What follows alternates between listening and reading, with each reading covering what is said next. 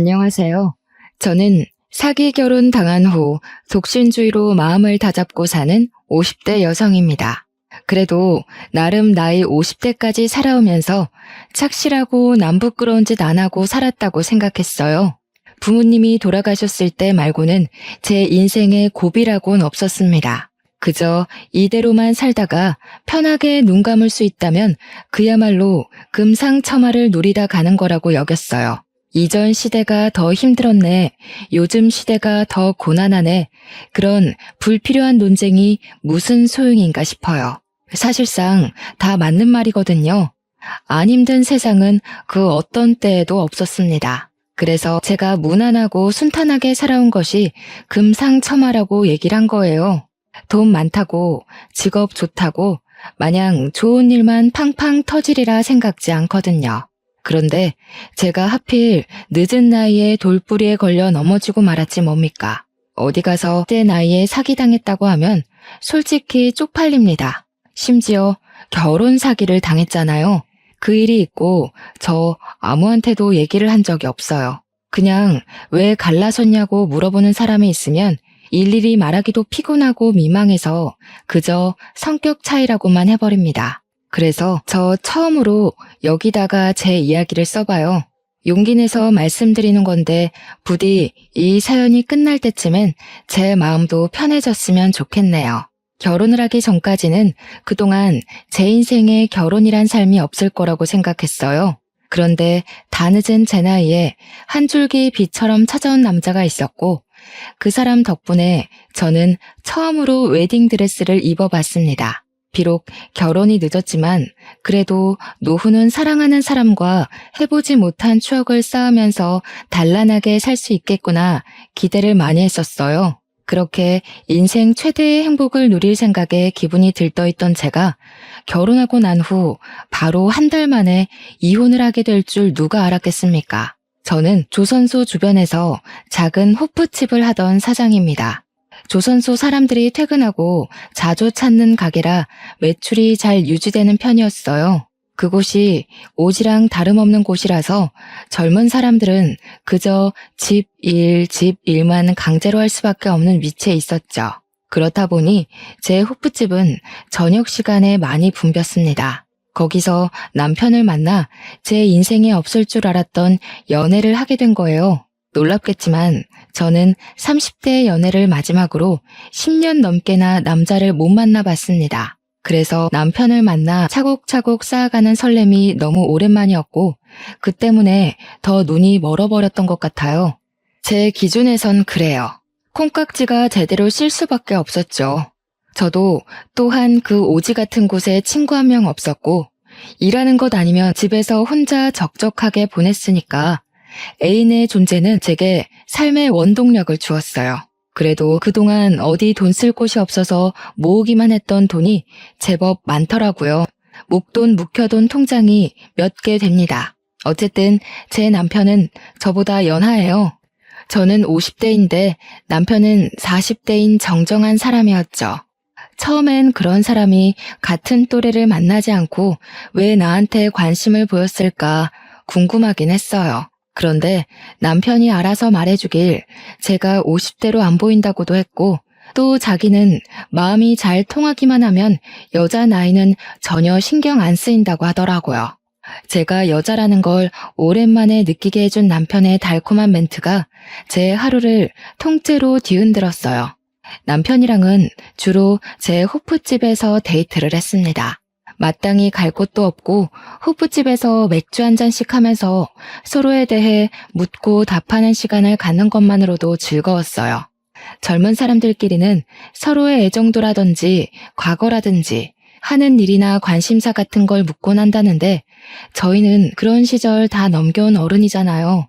그래서 경제 얘기나 정치 얘기, 관심사는 당연히 필수 질문이었고 세상 다 산 사람처럼 주로 인생살이에 대해 대화를 나눴습니다. 그렇다 보니 서로의 형편이나 수익에 관련해서도 투명하게 얘기를 하게 되었습니다. 조선소 남자들 돈 많이 쓰잖아요. 입지도 괜찮아서 매출이 장난 아닐 것 같은데 노후 걱정은 안 해도 되겠어요. 어디 주식이나 투자 같은 건 안 해요? 아유, 그런 건 겁이 많아서 쳐다도 못 봐요. 무식하게 돈 모으는 것만 할 줄 알지. 아무래도 이 주변에서 돈 쓸 데가 우리 가게밖에 없으니까 저도 득보는 게 있긴 하네요. 게다가 제가 친구가 없잖아요. 모으기만 하고 쓰질 않으니까 생각보다 돈 모으는 게 쉽더라고요. 당시엔 제가 몰라도 너무 몰라서 남편이 묻는 대로 순수하게 답했던 게 한심스러울 뿐이네요. 남편은 그 뒤로도 제 주머니 형편에 대해서 많이 언급했었습니다. 항상 제 가게 매출에 신경을 써줬고 마치 남편이 투잡을 하는 것처럼 조선조와 호프집을 번갈아 가며 도와줬어요.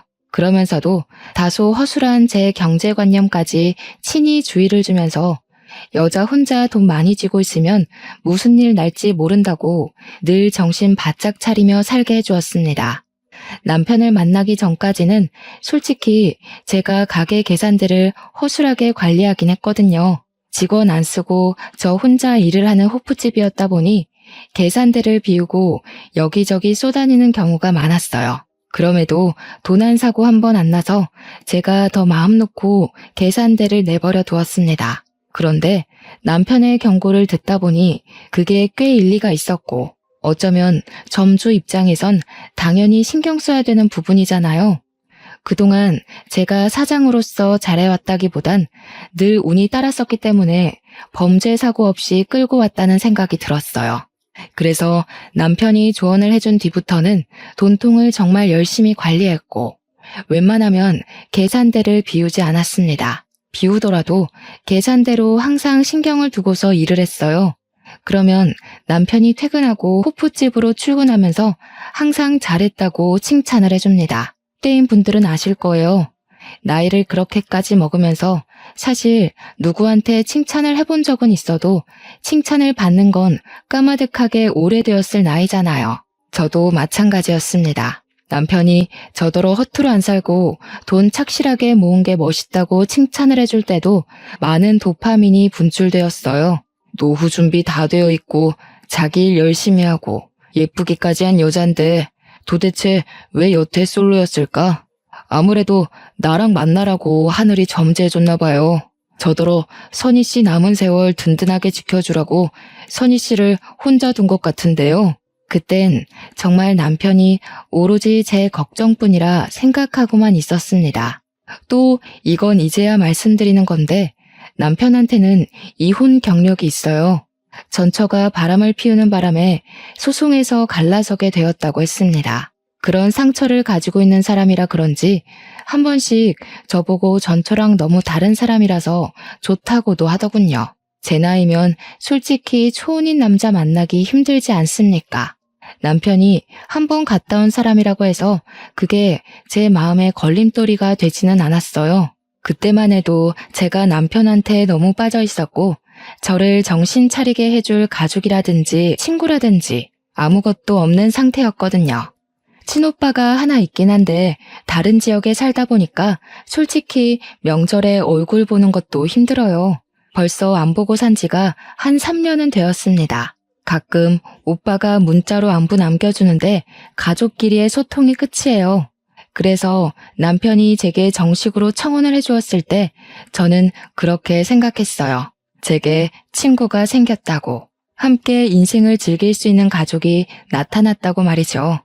단순할지도 모를 청혼이 제게는 그런 여러 가지의 의미를 심어주었습니다. 저는 남편의 그런 뜨거운 마음이 고마웠고 이제 그만 외롭지 않게 사랑받고 살고 싶어서 남편의 청혼을 한 번에 응답했던 겁니다. 남편의 시부모는 돌아가신 데다가 외동이라서 인사드릴 어른이 없다고 했어요. 저도 부모님은 일찍 돌아가셨고 오빠만 있으니까 오빠한테만 인사를 시켜주려고 했습니다. 아마 오빠가 놀랄 거예요. 연락 뜸하다가 갑자기 결혼을 한다고 하면요. 그래도 제가 혼자 지내는 걸 걱정한 오빠는 저의 결혼을 환영해 줄 거라고 믿었습니다. 그런데 문제는 남편이 오빠 만나는 것 자체를 곤란해 하더라고요. 저더러 그냥 양가 인사 없이 결혼하면 안 되겠냐고 하는 거 아니겠어요? 그래도 결혼은 제법 큰 행사인데 친오빠 모르게 한다는 건 좀 그렇지 않을까요? 나도 오빠랑 엄청 오랜만에 만나는 거라 어색하긴 매한가지예요. 하룻밤 자고 오는 것도 아니고 잠깐 인사만 하는 건데 안 되겠어요? 그 말도 맞긴 해요. 그런데 내 생각은 우리가 20, 30대도 아니고 사실상 일찍 결혼하고 일찍 애를 낳았다면 양가 부모 입장으로 살만한 나이잖아요. 충분히 저희 알아서 인생을 결정지을 수 있는 나이인데 젊은 애들처럼 귀찮은 절차는 밟을 필요가 없지 않나 싶어서요. 남편은 나이 핑계를 대면서 양가 인사는 생략해도 될 것 같다는 의견을 피력했어요. 남편 말도 100번 이해해서 생각해보면 그럴듯하더라고요. 단지 조금 서운하고 망설여졌던 건 저는 초혼이라 모든 게 다 새롭고 여기저기 축하를 받고 싶은데 남편은 저랑 두 번째 결혼이라 그런지 최대한 조용히 단출하게 식을 올리고 싶어 했습니다. 웬만하면 남편 의견을 존중해 주는데 이 문제만큼은 고민 많이 되었어요. 그래도 어쩌겠어요. 생각해보면 남편한테는 두 번째 결혼식이라서 주위 사람들에게 또다시 청첩장을 보내기가 민망할 거 아닙니까? 최대한 남편의 입장을 이해해 보려고 노력했고 시간이 가다 보니 정말로 이해가 되더군요. 그래서 저희는 필요한 사람들만 불러서 저희끼리 작게 식을 올리기로 결정했어요. 결혼식 하나 거창하게 안 한다고 저랑 남편의 사이가 달라지는 건 아니잖아요. 스몰 웨딩이라 하더라도 저는 웨딩드레스를 입을 거고 남편 손을 잡을 거고 남편과 부부가 될 거니까요. 필요한 사람들만 결혼식에 부른다고 하면 결국 저희 오빠한테도 결혼 사실을 알리긴 해야 되지 않습니까? 상견례의 목적이 아닌 청첩장을 덜컥 보내야 하는 상황인데 막상 연락을 하려고 하니까 제가 하나 걱정되는 게 있더라고요. 저희 오빠 성격이 조금 불같다는 겁니다. 젊을 때 운동을 하던 사람이었던지라 힘쓰는 것에는 세상에 무서운 게 없는 사람이에요. 그리고 또 가까울수록 서로 지킬 건 지켜야 하는 사람이고 초면이더라도 예의 없는 건 못 참은 사람이죠. 항상 오빠가 제게 먼저 연락을 줬지 제가 하는 경우는 잘 없었거든요. 그런데 이번에는 제가 먼저 그것도 결혼 문제로 연락을 했는데요. 오빠한테 나 결혼한다고 문자만 살짝 넣었습니다. 역시 오빠한테 바로 전화가 오더라고요. 전화를 받은 오빠의 목소리는 한 톤 높아져 있었습니다. 한시도 흥분을 가라앉히지 않고 남편에 대해 궁금한 걸 마구마구 묻기 시작하더군요. 무엇보다 제가 결혼하는 게 오빠한테는 좀 많이 놀라운 소식인 것 같았어요. 오빠 입장에서도 결혼 같은 거 안 할 줄 알았던 여동생이 다 늦은 나이에 결혼을 한다니까 제법 놀란 듯 했어요. 결국 오빠는 결혼 전에 남편 만나기를 고집부렸고 남편 안 보여주면 당장 찾아오겠다는 으름장 때문에 저는 결국 오빠 제안을 승낙할 수밖에 없었어요. 어차피 오빠가 찾아와 버리면 남편을 마주할 수밖에 없을 텐데 그렇게 만나는 것보다 정식으로 인사하는 자리가 낫잖아요. 이왕 이렇게 된 거 저도 오빠한테 남편을 보여주고 싶어서 어쩔 수 없이 이 사실을 남편한테 전달했습니다. 역시나 남편이 불편한 기색을 보이면서 표정을 어둡게 하더군요. 제가 멋대로 결정해서 미안하다고 했더니 어쩔 수 없다는 듯 알겠다고 허락해줬습니다. 오빠가 혼자 우리가 있는 지역으로 내려와서 만나게 된 당일, 제 남편은 걱정했던 것보다 훨씬 더 오빠한테 잘 보였어요. 형님 하면서 살갑게 굴기도 했고 솔선수범 나서며 술잔도 사이좋게 기울였죠. 분위기가 좋게 시작해 좋게 끝나서 개인적으로 많이 안심을 했었습니다. 그런데 좋은 게 좋은 것이 아니었더라고요. 당시 그 자리에서는 별로 문제가 없었는데 기분 좋게 자리를 파하고 나서부터 그때 만남은 진짜 모습이 아니었다는 걸 알았어요. 남편은 그저 무사히 자리를 마무리해서 다행이라고 생각했는데 오빠는 전혀 아니었던 거죠. 다음날 제게 전화가 온 오빠한테서 정말 황당한 얘기를 들었습니다. 너 저 사람이랑 꼭 결혼해야겠어? 제대로 알아본 거 맞지? 아무래도 분위기가 수상해서 그래. 혹시 저 사람 이혼한 거 맞냐? 당연하지. 무슨 질문이 그래. 오빠, 그 사람 겨우 몇 시간 봤잖아. 뭘 얼마나 안다고 사람한테 수상하다는 말을 하냐? 듣는 내 생각도 좀 하지. 아니, 여자 손길에 길들여진 느낌이 들어서 입고 온 셔츠 각도 그렇고 손수건 챙겨 다니는 것도 그렇고 별걸 다 의심한다. 원래 깔끔한 사람이야. 나 오빠한테 결혼 허락받으려고 그 사람 소개해준 거 아니야. 우리 이미 결혼하기로 약속했고 날짜까지 잡았어. 나도 나이 먹은 어른이니까 이제부턴 내가 알아서 할게. 당시만 해도 저는 오빠가 남편에 대해 괜히 예민하게 돌려 생각한다고 봤어요. 세상에 완벽한 사람이 어딨겠어요? 오빠가 남편의 어떤 단점을 보고서 그런 부정적인 소리를 하는 건지 모르겠지만 누구나 단점은 있고 오빠가 느낀 남편의 단점을 저는 느끼지 못했으니 상관없다고 생각했습니다.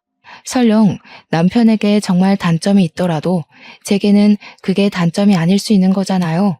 나이를 먹으니까 남의 조언 듣는 것도 쉽지가 않더라고요.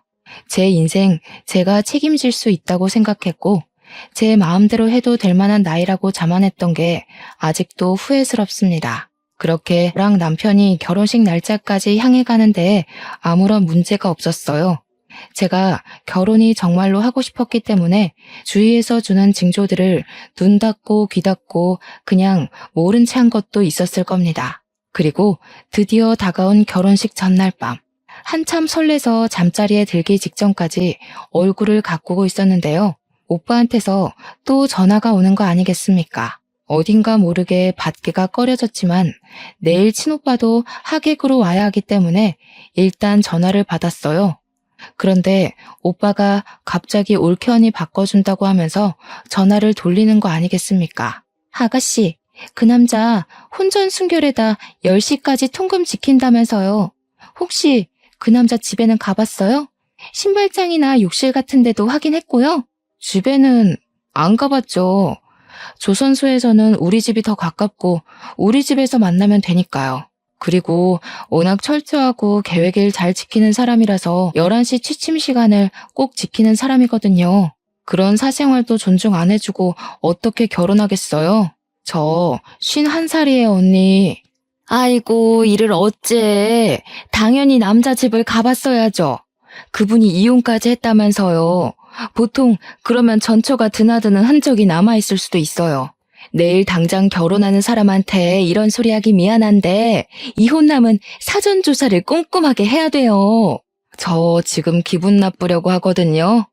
미안한 거 알면 그런 무례한 소리를 하지 마세요. 제 신랑이 그렇게 마음에 안 드시면 그냥 내일 오지 말던가요. 계속 꺼림칙하다고 얘기를 하는 그들에게 오히려 내가 더 기분이 상해서 전화를 끊어버렸습니다. 결혼식 전날인데도 제 결혼에 부정적인 말만 해대는 오빠랑 올케 언니가 좋게 보일 수가 없지 않습니까? 그래서 친오빠랑 올케 언니가 제 결혼식에 오는 건 기대를 안 했어요. 그런데 의외로 축하해주러 와줬더라고요. 저는 그렇게 결혼식을 올렸고 하객들에게 감사 인사를 전한 뒤 신혼여행을 떠났습니다. 신혼여행은 남편의 추천으로 몰디브로 갔어요. 날 밝은 시간부터 어둑해질 때까지 정말 즐겁게 놀았습니다. 그리고 야밤이 되었을 때 이제 그만 호텔방으로 돌아가려고 했는데 남편이 갑자기 보기 좋은 전망대가 하나 있다고 거기 들렸다가 돌아가자는 겁니다. 저희가 같이 계획한 코스에는 없는 장소라서 그냥 남편만 믿고 따라갔어요.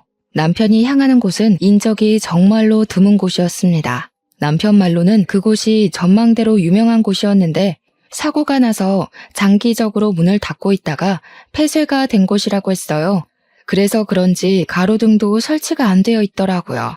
조금 무서웠는데 남편이 도착했다는 곳에서 걸음을 멈추자 엄청난 야경을 한눈에 볼 수 있었습니다. 우리나라 야경도 전망 좋은 곳에서 보면 참 예쁘던데 몰디브는 또 몰디브만의 느낌이 살아서 예쁘더라고요. 여기까지의 느낌은 저를 위해 전망대 코스를 준비해준 남편 배려에 대한 보답입니다. 즉, 남편 말대로 야경은 참 예뻤지만 솔직히 제 기준에서 끝내줄 만큼인지는 잘 모르겠다는 뜻이에요. 하지만 그것 또한 저와 남편이 다른 점이라고 생각하고 남편의 감성을 이해해주며 호응을 보였어요. 그때 남편이 커피 좀 사오겠다며 기다리고 있으라 하더군요. 저는 너무 어둡고 무서워서 같이 가자고 했는데요. 오늘 나 때문에 많이 걸었잖아. 여기도 굳이 안 와도 되는 건데 내가 고집부려서 온 거니까 자기 고생 안 시키고 싶어. 조금만 기다려줘. 여기 건물 뒤에 카페 하나 있거든. 금방 다녀올게. 10분이면 돼. 그렇게 뛰어가 버린 남편은 다시 돌아오지 않았고 저는 그 길로 타국에서 남편을 잃게 되는 극한의 상황에 처하고 맙니다. 남편이 자리를 뜨고 한 1분 지났을까요? 아무도 없는 곳에 웬 파키스탄 외국인들이 나타났어요. 총 3명이었는데 그 남성들은 어기적거리며 제게 다가오더니 순식간에 저를 잡아 끌었습니다. 제가 최선을 다해 반항했지만 남자 힘은 이길 수가 없었어요. 소리를 질러도 주위에 인적이 없으니까 도움을 청하지도 못했습니다.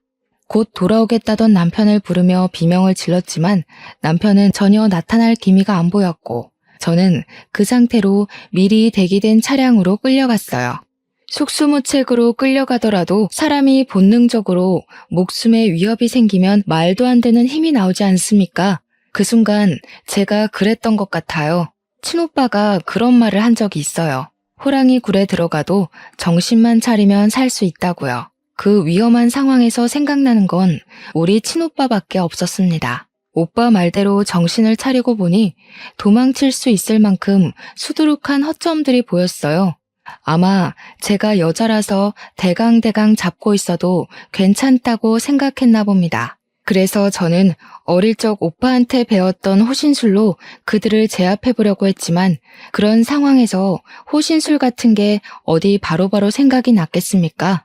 그냥 제 식대로 발등을 밟고 팔을 깨물고 들고 있던 가방으로 두들겨 패고 던져준 뒤에야 도망을 칠 수 있었어요. 그리고 남편이 있던 곳까지 불이 나게 돌아왔는데 카페에서 커피를 사온다는 남편은 아직도 없었습니다. 남편이 갔다는 카페 위치로 뛰어갔지만 이 주위에는 어디에도 커피 살 수 있는 카페가 없다는 걸 알았어요. 그때 정말 찰나의 순간으로 어떤 기억 하나가 떠올랐는데요.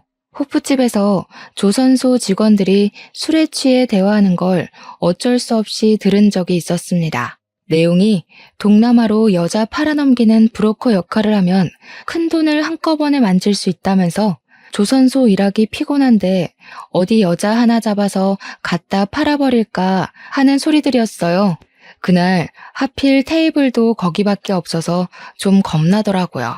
그래서 남편한테 퇴근하면 빨리 와달라고 연락을 했던 기억이 납니다. 왜 하필 이런 위험한 순간에서 그런 기억이 떠올랐는지 모르겠지만 남편이 혹시 나를 그렇게 만들려던 건 아닌가 싶은 생각도 찰나에 했어요. 하지만 금세 아니라고 부정을 해버렸죠.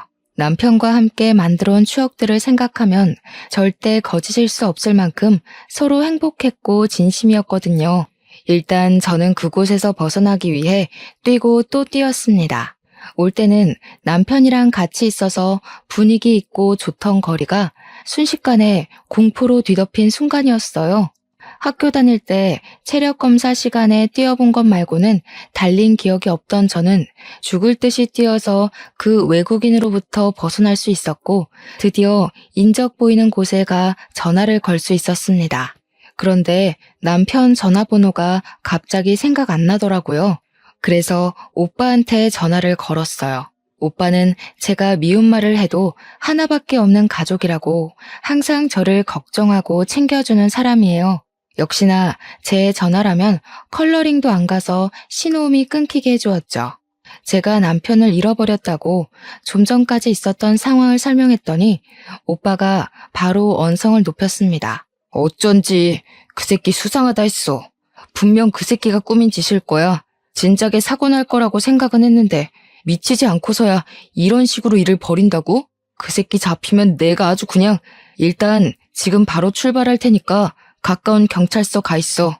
여기가 어디 먼 거리의 한국 지역도 아니고 무려 하루가 걸리는 거리를 날아와야 하는 몰디브인데 다짜고짜 당장 오겠다는 오빠를 말리려고 했습니다. 그렇지만 제가 아까 외국인 남성들한테서 벗어나느라 가방을 냅다 던져주고 오는 바람에 자긴 돈이 없어서 오빠가 필요했어요. 그래서 저는 물어물어 경찰서를 찾았고 양해를 구해 거기서 친오빠에게 주소 문자를 남겼습니다. 친오빠는 하루가 지난 뒤에야 제가 있는 경찰서까지 도착을 했고 올케 언니는 애 때문에 같이 동행하지 못했다고 했어요. 그때까지도 저는 남편을 만나지 못했습니다. 남편의 번호를 아는 오빠가 비행기 타기 전에 남편한테 전화를 걸었다는데 전화가 계속 안 받았다고 했어요. 얼마 안 있다가는 아예 전화가 꺼졌대요. 아무래도 지금 벌어진 모든 상황이 고의적인 게 맞는다고 생각한 오빠는 제 남편이 사기꾼 같다는 의심에 확신을 더했습니다. 하지만 바보 같던 저는 제 눈으로 확인하기 전까지 남편의 짓이라는 걸 믿을 수가 없었어요. 어떻게 신혼여행 때 괴한의 습격을 받고 남편을 잃어서 경찰서에서 첫날 밤을 보내는 경험을 몰래카메라로 꾸미겠어요? 제 남편은 그럴 사람이 아니었고 매 순간 자기보다 저를 더 우선순위에 둔 사람이었기에 그냥 제가 운이 안 좋았을 뿐이라고 생각했어요. 오빠 덕분에 한국으로 무사 귀환한 저는 그제야 남편한테 전화를 걸어볼 수 있었습니다. 그런데 친오빠가 꺼져 있다고 한 순간부터 계속 폰이 꺼져 있었고 며칠 뒤에 신호가 가기 시작했을 땐 웬 모르는 사람이 받았습니다. 전화번호를 바꾼 것 같더라고요. 그제야 저는 친오빠 말대로 제가 사기를 당했다는 걸 받아들였어요. 그때가 무려 결혼식을 올린 지 한 달 후였습니다. 그 한 달이 지날 동안은 최대한 남편을 믿으려고 애썼습니다. 혹시 위험에 처한 건 아닐까? 내가 도와주지 못하고 혼자 한국에 와버린 건 아닌가 하고요. 그런데 그건 그냥 제가 콩깍지가 덜 벗겨졌기 때문이었고 한심하게 미련이 남아있었기 때문이었어요. 저랑 남편은 신혼집도 구하지 않았습니다. 제가 살던 집이 3룸이었는데 조선소랑 가까워서 거기서 신혼을 차리기로 했었거든요. 그래서 미리 남편이 제 집에 들어와 같이 동거를 하고 있었어요. 그런데 이젠 남편은 없고 남편의 집만 덩그러니 제 옆에 남은 거였죠. 나중에 생각해보니 신혼집을 구하지 않은 것도 다 이유가 있었던 거예요. 저를 갖다 팔아버릴 생각을 했으니까 우리 공동 소유의 재산물은 하나도 만들지 않은 거였어요.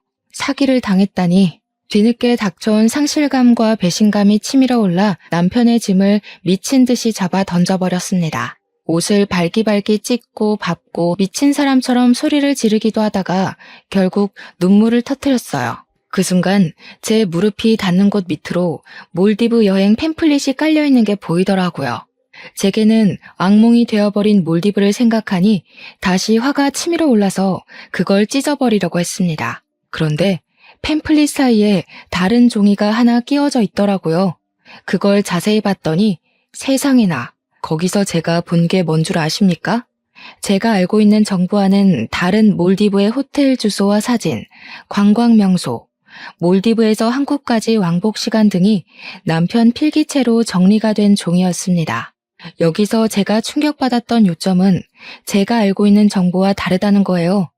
남편이 찾아놓은 정보들은 저와 남편이 갔던 곳도 아니었고 예약했던 호텔도 아니었습니다. 항공편 승차 시간은 똑같았으나 거기 적힌 티켓 가격은 1인의 몫이었어요.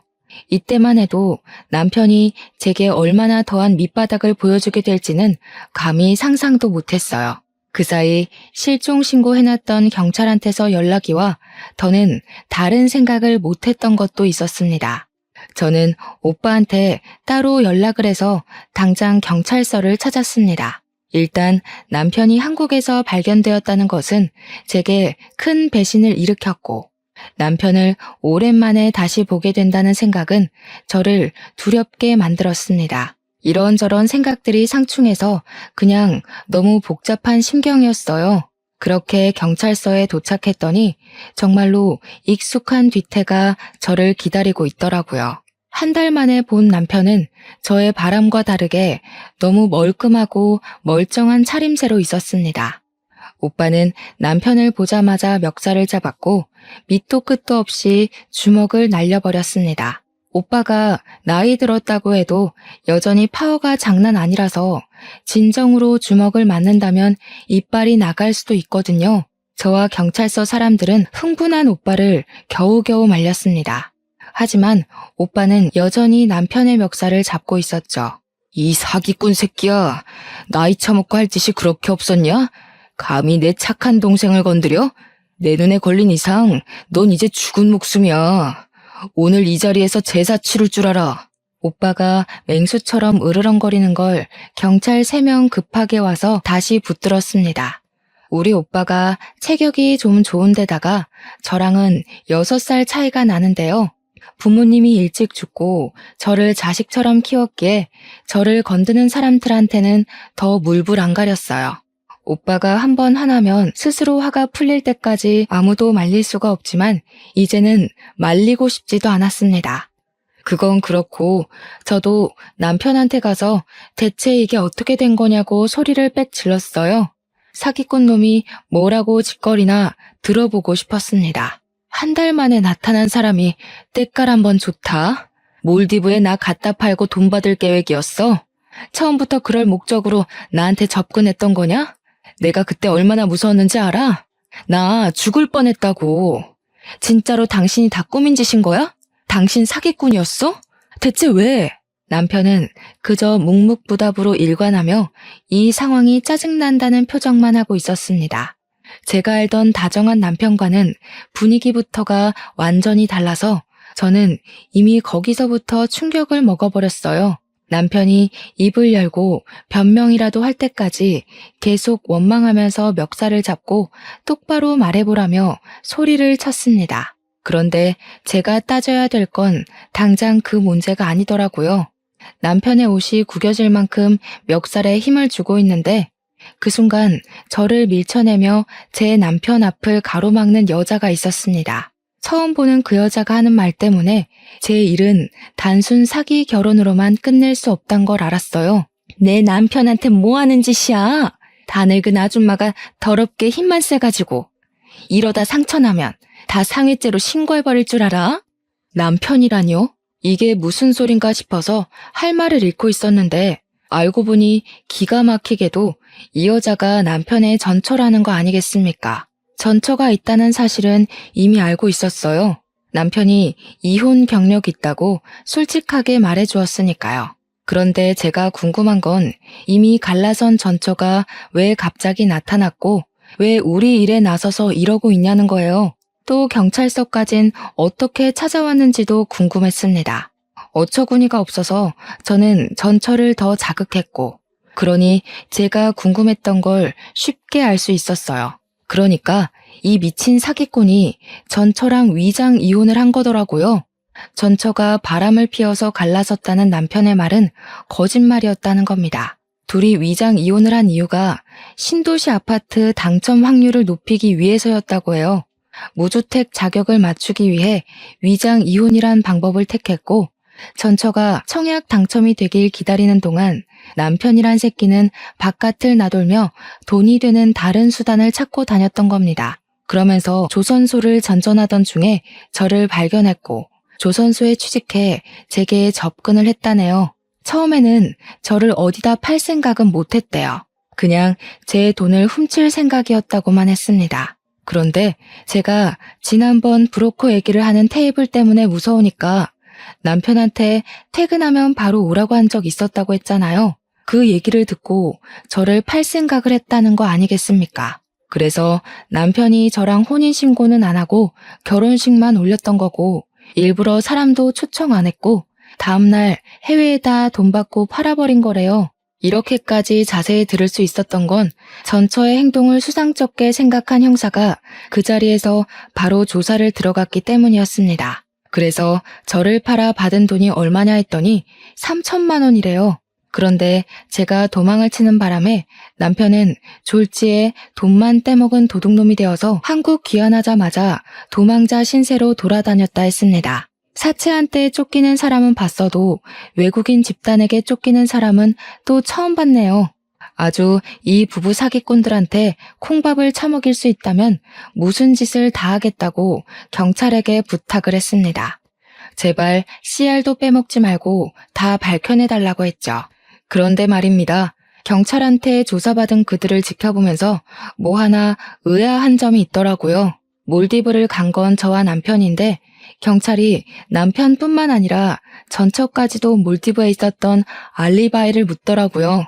왜 방향이 그렇게 흘러가지 싶어서 물어봤더니 글쎄 이 전처도 저랑 남편이 신혼여행 떠나는 날 같은 비행기를 탔다는 거 아니겠습니까? 그 순간 경찰서 오기 전 집에서 봤던 남편 필기들이 떠올랐어요. 그러니까 남편은 당시 저랑 신혼여행을 간 게 아니라 저를 갖다 팔고서 바로 자기 와이프랑 해외여행을 즐긴 셈이었던 거죠.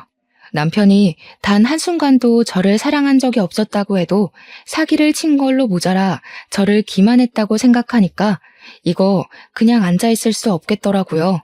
그런 상황에서 전처가 제게 퍼붓는 악의적인 말은 제가 들고 일어날 수 있도록 힘을 주었습니다. 결국 아무도 피해를 안 본 거니까 우린 잘못 없는 거 아닌가요? 이 아줌마가 그냥 얌전히 팔려갔으면 저희도 벌받아 마땅하겠죠. 그런데 이 아줌마 멀쩡하게 살아있잖아요.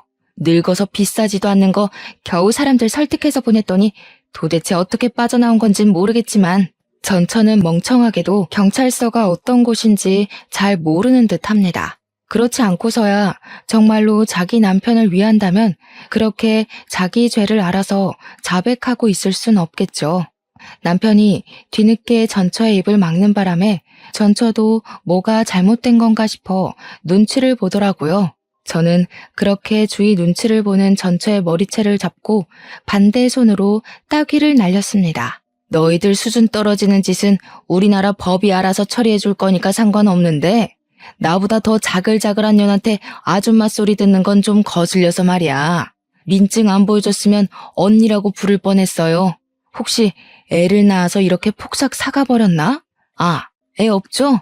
차라리 애 때문에 세월 맞았다고 하는 게 덜 쪽팔리겠네.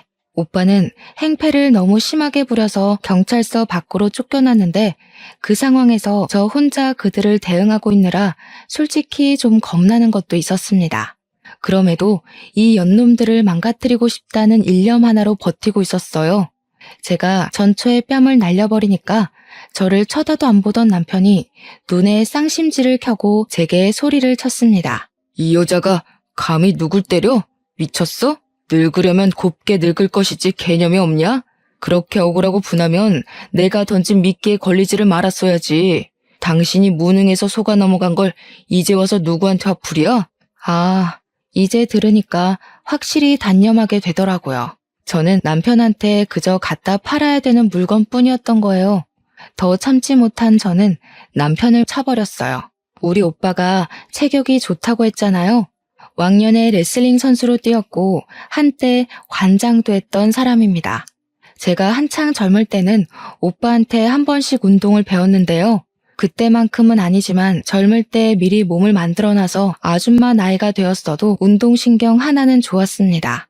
그러니 고작 여자 발차기 한 방에 남편이 구부러졌겠죠. 그리고 그때 제게 또 덤벼드는 전처의 머리를 잡았어요. 그러자 전처가 그대로 넘어져 버리더군요. 그리고 저는 손을 털며 한마디 해주었죠. 궁상 맞은 네 남편 끼고 살려면 그쪽 꼴 간수도 잘해야겠어. 저 사기꾼이 나더러 뭘 아는지 알아? 자기는 뱃살 흘러내리고 팔뚝 처지는 여자 구역질 난다고 전에 만난 여자가 딱 그런 몸인데 매일 보긴 힘들었다고 하더라. 아무래도 그쪽 얘기 같은데 딴 데 안 팔려가려면 몸 관리 좀 해. 제가 발끝으로 전처 뱃살을 건드리고 팔뚝을 툭툭 밀자 얼굴 붉어진 전처가 남편을 확 째려봤습니다. 남편은 아니라고 모함이라고 소리쳤는데요. 그래도 팔은 안으로 굽는 건지 전처가 남편의 변명을 믿어주더라고요. 그러면서 제게 쭈글탱이 할망구라고 역정을 냈습니다. 그래서 그쪽은 쭈글탱이 할망구보다 더 할망구 같은 몸뚱어리를 달고 있나? 민낯이 아주 검버섯 투성이네. 사는 게 많이 쪼들리나 봐. 요즘 세상엔 여자가 그쪽처럼 무능하면 폐기물 소리 들어요. 그리고 지금 내 남편하고 감쌀 때가 아니에요. 이제 둘 다 산거지 될 것 같은데 어떡한데? 아이고 애쓴다 애써. 그러면 자기가 장난감 주제였다는 게 좀 위안되나 봐? 어떻게든 우리 남편 뺏고 싶어서 발악하는 것 같은데 꿈도 크시네요. 장난인 줄 아나 보네. 법률상 그쪽들은 이혼 상태 아닌가? 나랑은 사실혼 관계인데 그럼 그쪽은 그냥 불륜여골 아니겠니? 소송이 되겠지? 너 사랑하는 남편도 소송당해서 위자료 물게 생겼는데 어쩌냐? 게다가 브로커즈까지 자처했잖아. 처벌까지 받겠다? 그래도 저 사기꾼 새끼가 알거지라서 재산 분할은 안 되겠네. 그 정도는 내가 주는 팁이라고 생각해. 제 말에 번뜩 정신 차린 건 전처보다는 남편이었습니다. 남편이 순식간에 순한 표정으로 돌변하더니 전처를 밀치고 제 앞에 무릎을 꿇었어요. 나 진짜 당신한테 진심이었어. 저 여자가 시켜서 어쩔 수 없이 한 거야. 나 그냥 당신이랑 결혼하면 안 될까? 아니지. 우리 아직 혼인 관계잖아. 저 여자랑은 이혼한 상태니까 그냥 갖다 버리면 그만이야. 내가 실수했어. 한 번만 용서해줘, 어? 아, 예. 그런 사람이 아까 전까지 전현 뒤에 숨어서 잘도 모른 척 하세요? 계속 그렇게 비굴하세요. 죽을 때까지 돈에 쫓기다가 눈 감는 게 어떤 기분인지 즐기면서 평생 후회했으면 좋겠네요. 남편이 찌질하게 전처 탓으로 돌리기 시작하자 충격받은 전처가 남편한테 따지기 시작했고 그때부턴 둘만의 불파티였습니다. 저는 경찰서에 있는 김에 소송장들을 써서 바로 제출했고 그 둘이서 파티를 즐기라고 하고 나와버렸어요. 오빠가 어떻게 됐냐고 묻는 소리에 제가 차근차근 잘 처리하고 나왔다고 안심시켜 주었습니다. 그리곤 오빠한테 사과를 했어요.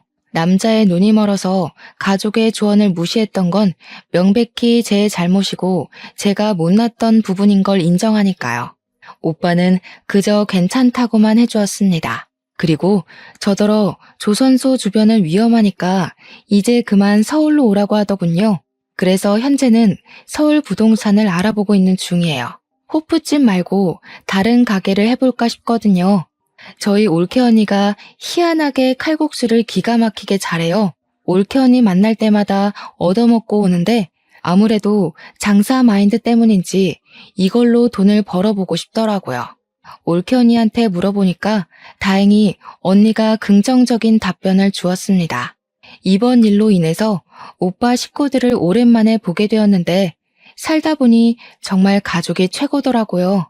아마 앞으로 남은 생은 서로에게 노력하고 존중하면서 가깝게 지내도록 노력하지 않을까 싶어요. 제 인생에 결혼이란 순간이 있었나 싶을 만큼 스쳐가듯 지나간 경험이었지만 그래도 한 번쯤 웨딩드레스를 입었던 기억이 있는 건 나쁘지 않더라고요. 지금도 저희 집에는 저 혼자 나온 웨딩 사진을 액자로 만들어서 세워뒀어요. 그리고 앞으로는 아마 가족들이랑만 지낼 것 같아요. 다 늦은 나이에 무슨 남자를 만나겠어요. 이 나이 되니까 그냥 다 피곤하고 혼자서 하고 싶은 일 하며 사는 게 편한 것 같더라고요. 제가 좋아하는 사람들만 끼고서 말이죠. 이렇게 독신으로 사는 것도 어쩌면 자유로울 수 있는 혜택이라고 생각합니다. 결혼은 의무도 아니고 막중한 책임감이 없다면 실패 확률도 크잖아요. 어디 내놓기 부끄러운 제 사연 잘 들어주셨나요? 저는 여기를 시작이자 마지막으로 그만 이날의 일들을 내다 버리려고 해요. 긴 글 듣느라 고생 많으셨습니다. 늘 만수무강하세요. 끝까지 들어주셔서 감사해요.